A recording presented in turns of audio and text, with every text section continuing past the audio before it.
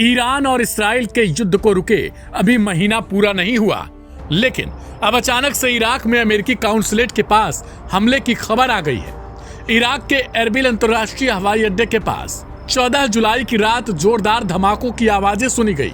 ये धमाके एक ऐसे समय में हुए जब पूरा क्षेत्र पहले से ही तनाव में है और एक बार फिर अमेरिकी सैन्य उपस्थिति निशाने पर रही। गौरतलब है कि इससे पहले ईरान के न्यूक्लियर ठिकानों पर अमेरिकी B-2 बॉम्बर्स के सहारे बमबारी की गई थी, जिसके बाद ईरान ने साफ तौर पर अमेरिका को चेतावनी दी थी कि वो अब इसे बर्दाश्त नहीं कर सकता। हालांकि इसके बाद ईरान की तरफ से जवाबी पलटवार करते हुए कतर स्थित अमेरिकी सैन्य अड्डे को निशाना बनाया गया था। लेकिन इस बीच एक और खबर आ गई कि इराक में यूएस काउंसलेट के पास एक ड्रोन अटैक हुआ।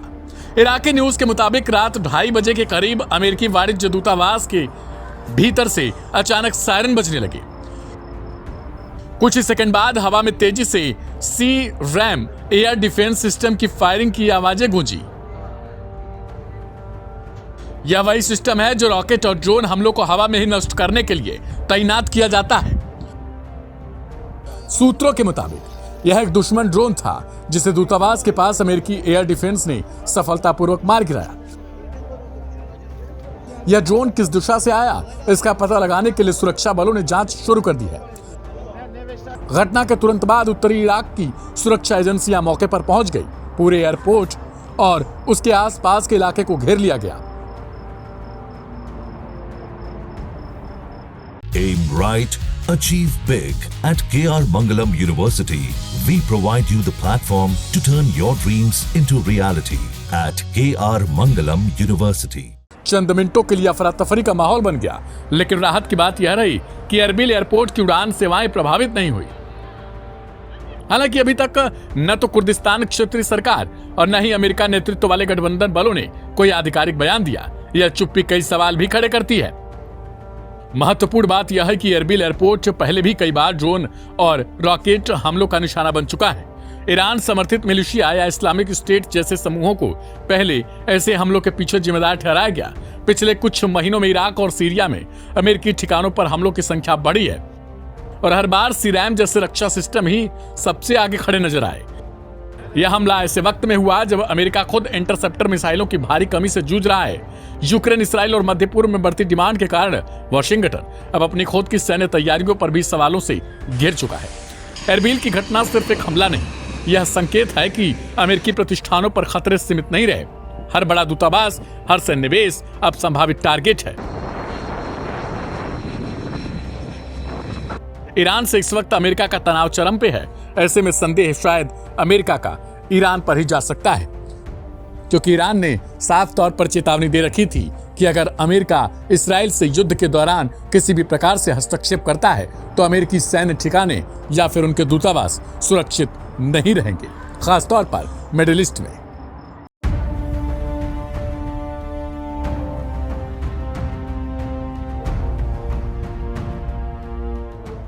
इजराइल के साथ 12 दिनों तक चले संघर्ष के कुछ ही दिन बाद ईरान ने देश में रह रहे अवैध अफगान नागरिकों पर बड़ी कार्रवाई की है।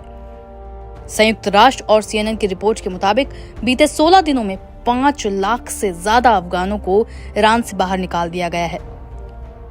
इसे इस दशक का सबसे बड़ा जबरन विस्थापन माना जा रहा है।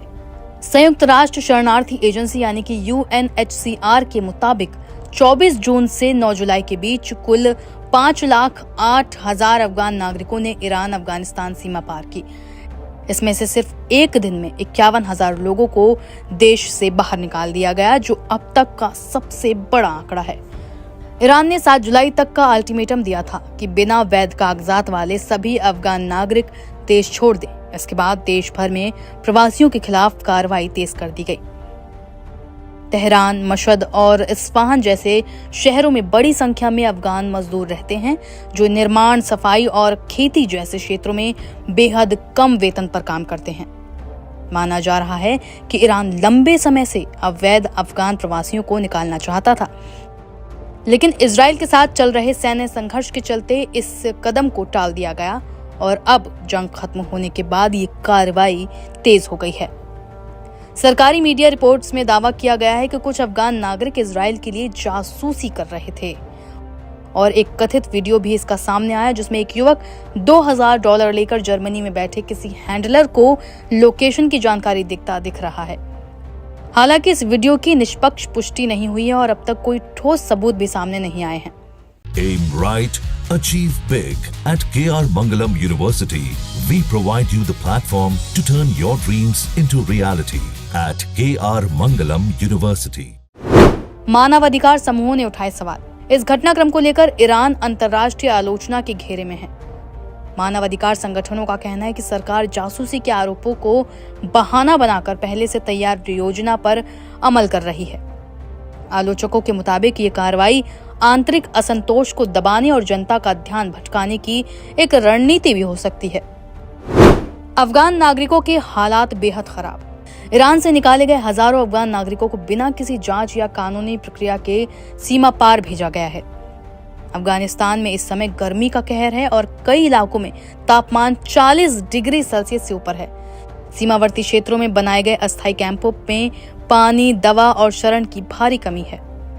UNHCR का अनुमान है कि इस साल के अंत तक करीब 30 लाख अफगानी शरणार्थी वापस लौट सकते हैं, जिनमें से ज्यादातर को ईरान और पाकिस्तान से निकाला गया है। जानकारों का मानना है कि इतनी बड़ी संख्या में बिना तैयारी के ये पलायन हो रहा है और अफगानिस्तान के लिए एक मानव संकट और गहरा सकता है।